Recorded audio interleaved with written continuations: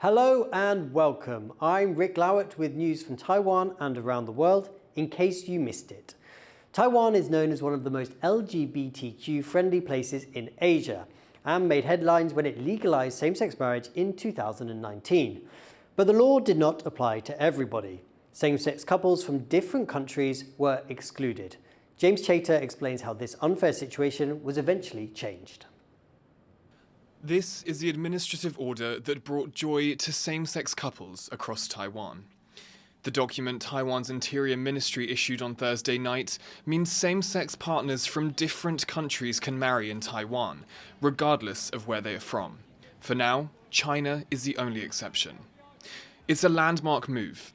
Taiwan legalized same-sex marriage in 2019, but marriages were only recognized if both partners were from countries where same-sex marriage is legal. That ruled out marriages between a Taiwanese person and their same-sex partner from anywhere else in Asia. 4 years on, those restrictions are now gone. And that means hundreds of transnational couples waiting to wed will have their marriages recognized by Taiwanese law. 对于行政团队非常的肯定，就是可以能够让跨国伴侣获得法律上的支持。因为我觉得人嘛，总是群居的动物，总是有需要伴侣，不应该限制在说他是一个什么样的性别上。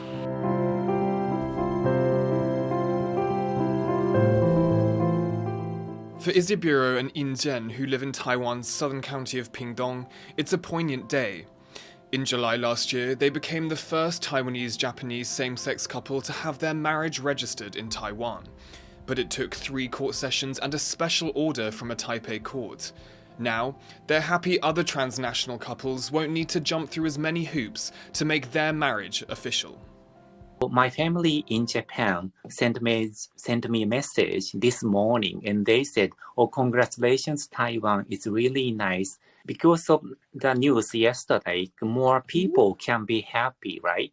Because more people can get married in the future. And this is about human rights.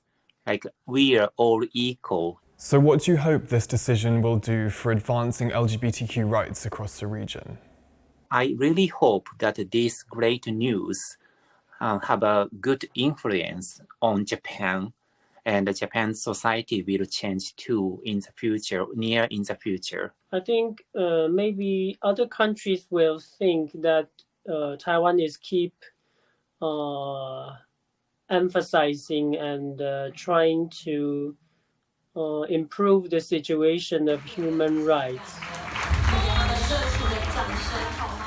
Taiwan's reputation for LGBTQ rights is already strong. And with this amendment, now more queer people will know that the country recognizes their love too. Leon Lien and James Chater for TaiwanPlus. Hundreds of same-sex couples have got married in Taiwan since the country tweaked the law to include transnational couples. Those tying the knot include a Japanese city councillor and his same-sex Taiwanese partner. Shibaguchi Masahiro and Liuling Jun registered their marriage in the capital Taipei in August. In doing so, Shibaguchi became the first Japanese politician to marry their same-sex partner abroad. Same-sex marriage is not yet legal in Japan. Shibaguchi is an advocate for LGBTQ rights in Japan and was elected a councillor in Aichi Prefecture in April. His husband, Liuling Jun, says Taiwan's same-sex marriage laws make the country more inclusive. 我们的社会变得更包容了，更愉快了，那没有人不幸福。 Same-sex married couples in Taiwan have been in a fight for the same adoption rights as other married couples. I spoke to Wang Chunwei and Chun Junju. They are a same-sex couple who successfully sued the government to allow them to jointly adopt their daughter Roro. Their efforts led to Taiwan changing its law to allow same-sex couples to jointly adopt a child neither of them is biologically related to. How does it feel to be celebrating Father's Day this year? 因为以前都是要帮我爸爸过嘛，然后现在就会变成是跟着我爸，然后跟着我哥，然后还有喵喵，我们4个人一起过父亲节，这个感觉就很不一样。感觉虽然修法过了，但一切好像还没有到顺利，对，所以好像对我们来说还没有那种一起跟开心的感觉。对，也知道其他家庭还跟社工都还在努力中，对，比预想的还要需要再多花费一点心力跟时间。Bringing your case to court has had a massive impact on Taiwanese LGBTQ families. Looking back at the process now, how do you feel? 当初我们也不太知道我们的案例对后面会有什么样的影响，但是现在就会很清楚知道我们真的是比较指标性的案例。对，然后我觉得也是间接的去促进这样的法案通过，然后让大家有共识。那我觉得不只是案例本身，也是因为我们接受很多的采访，跟协助很多的游说，然后才有今天嘛。对，然后觉得这是一个很辛苦的过程。是蛮值得的，可能是我不知道是不是跟自己也身为教育工作者有关，对啊，就会觉得说自己能够成为某一种学习的对象吗？或是发挥某种影响力，觉得蛮好的。Could you tell us a little bit about what life is like for LGBTQ families like yourselves? 因为台湾在10几年前嘛，就已经开始在学校有推动性别平等教育，有性别平等教育法。然后呢，我以前当学生跟现在的学生对于同志的接受度是有落差的。就现在的学生对于同志的接受度比以前高非常的多。对，就说他们能够跟同侪去讨论他们同性的情感。对，然后呢，我们现在当爸爸就是有送小孩去幼儿园嘛，然后呢，我们遇到的家长可能是就是跟我们年龄比较相近的，就是他们对于同志的接受度普遍都是高的哎。对啊，他们看到我们是同志家庭，其实是很兴奋的，然后很高兴说哇，太好了，终于遇到同志家庭了。That was same-sex parents Wang Chenwei and Chenjun Liu. Despite Taiwan's progress on LGBTQ rights, the transgender community is often left behind. I reported on how trans university students prepare for life on campus. A marginalised community sharing survival tips. These transgender students in Taiwan are about to start a new semester at university. They're attending a seminar on how to navigate the challenges of campus life as a sexual minority. Many did not want to show their faces on camera, but anthropology major Guo Zhezhi wanted to step up and share her experiences. 所以其实多少会小小不安，跟就是很害怕说是不是又代言到跨性别，就是这个解释可能不会被跨性别主体满意。但是其实我觉得今天聊到一半，我觉得其实整体的氛围是很友善的这样子。Taiwan is one of the most LGBTQ friendly places in Asia, and the only country where same-sex marriage is legal. But the trans community is often left behind.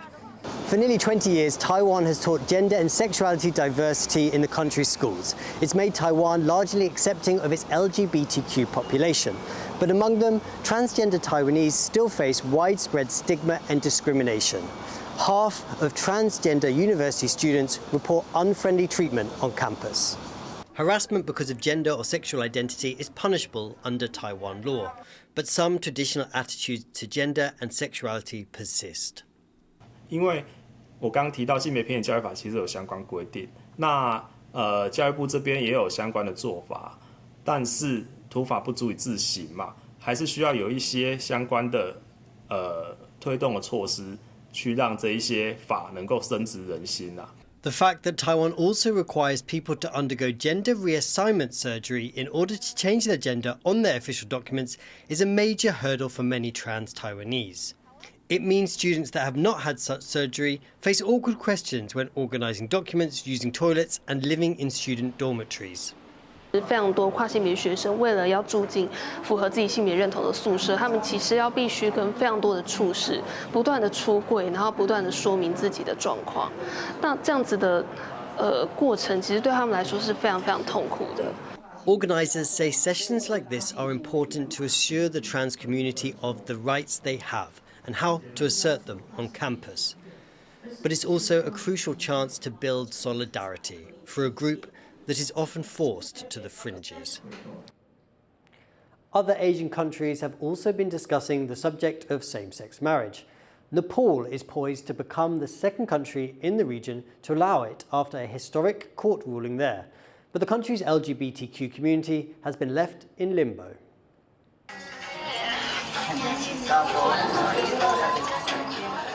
Barely a month since Nepal's LGBTQ community celebrated a historic court order allowing them to marry, frustration is setting in as expectations have not become reality. It was a temporary ruling while the law is finalised, but already seen as a major victory for the conservative country's LGBTQ community, who'd fought for decades for marriage equality. We are happy at the same time. We are confused too, because that is just interim order. There is not anything mentioned. So what are the rights that our partners can, what are the rights that a couple can get from this interim order? It's a frustration understood by those in Taiwan. Despite a similar court order here in 2017, it took 2 years to get a law passed. Now, Taiwan is leading the way in LGBTQ rights in Asia, and activists here are working to further marriage equality across the region. I think that provides evidence to lots of the conservative community in Taiwan or in Asia that they always keep saying Asia is different, Asia has got Asia values, and we can also share that, no, please look at Taiwan. Buoyed by Taiwan's success, elsewhere in Asia, Thailand and Japan are also getting closer to legalizing same-sex marriage, but still debating the parameters. With its court ruling, Nepal is already a step ahead. And if Taiwan's experience is any indication, the persistence and patience of the LGBTQ activists here will ultimately pay off. And finally, love is in the air in Taiwan's capital. Philip Broussard was at an LGBTQ matchmaking event held in Taipei late August to mark Valentine's Day on the lunar calendar. It's a clash of the modern and the traditional. An LGBTQ singles matchmaking event taking place in this historic Taipei building. This event for cis and transgender gay men and women starts here at the Taipei Info Hub. It was originally built as a warehouse over 100 years ago, when Taiwan was still a colony of Japan. But today, it's host to local singles looking for love. 期待找到另一半，希望可以找个对象交往，就喜欢交朋友啊，也许可以在这边遇到未来的另一半也有可能。After an icebreaker game and some food, the atmosphere really starts to build as the group is split into teams for a treasure hunt. The planners hope the activities will help the participants learn more about the city and each other. 有几个还不错，蛮欣赏的，就觉得相处起来蛮舒服的感觉的。Everyone taking part gets gifts, but the real prize is finding a good match. The participants write down their favorites, and then comes the moment of truth for some lucky couples.